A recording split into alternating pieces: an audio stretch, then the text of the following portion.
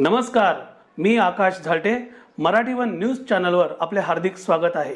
चला तर पाहूया आजच्या काही ठळक घडामोडी.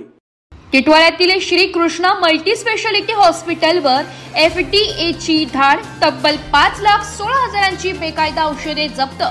टिटवाळ्यातील डॉक्टर चेतन पाटील यांच्या श्री कृष्णा मल्टी स्पेशालिटी रुग्णालयावर अन्न व औषध प्रशासन विभागाने छापा टाकलाय. या छाप्यात रुग्णालयाच्या जागेतून सुमारे 5.16 लाख रुपये किमतीची औषधे जप्त केली आहे. या रुग्णालयात असलेले परवानाधारक मेडिकल स्टोअर स्थलांतरित झाल्यानंतरही रुग्णालय बेकायदेशीरपणे औषधांचा साठा करत असल्याची गुप्त माहिती FDA ला मिळाली होती आणि त्या आधारे ही कारवाई करण्यात आली आहे. औषध निरीक्षक राजश्री शिंदे आणि डोई फोडे यांनी ही कारवाई केली आहे. या संपूर्ण कारवाईवर परिमंडळ 4 चे सहाय्यक आयुक्त राजेश चौधरी तसेच सहायुक्त कोकण विभाग VT जाधव यांच्या मार्गदर्शनाखाली ही यशस्वी कारवाई पार पडली आहे.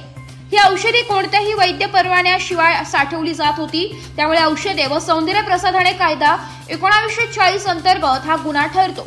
छाप्यादरम्यान रुग्णालयात मोठ्या प्रमाणात औषधे होती, मात्र या कारवाईत कमी औषधे दाखविण्यात आली असल्याचं म्हटलं जात आहे. रुग्णालयातील बेकायदेशीर औषध साठ्या प्रकरणी छापा टाकल्यानंतर औषधे खरेदी विक्री करणाऱ्या व्यावसायिकांच्या मागे चौकशीचा ससेमिरा लागला असल्याने त्यांचे चांगलेच धाबे दणाणले.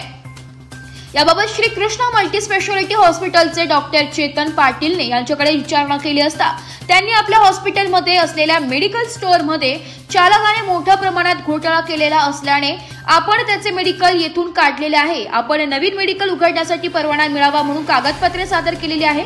रुग्णाला लागणारी औषधे आपण हॉस्पिटलमध्ये ठेवलेली होती जेणेकरून रुग्णांच्या नातेवाईकांना औषधे आणण्यासाठी इतरत्र जाण्याचा त्रास वाचावा, असे डॉक्टर चेतन पाटील यांनी सांगितले. तर या होत्या आजच्या काही ठळक घडामोडी. उद्या पुन्हा भेटू याच ठिकाणी. धन्यवाद.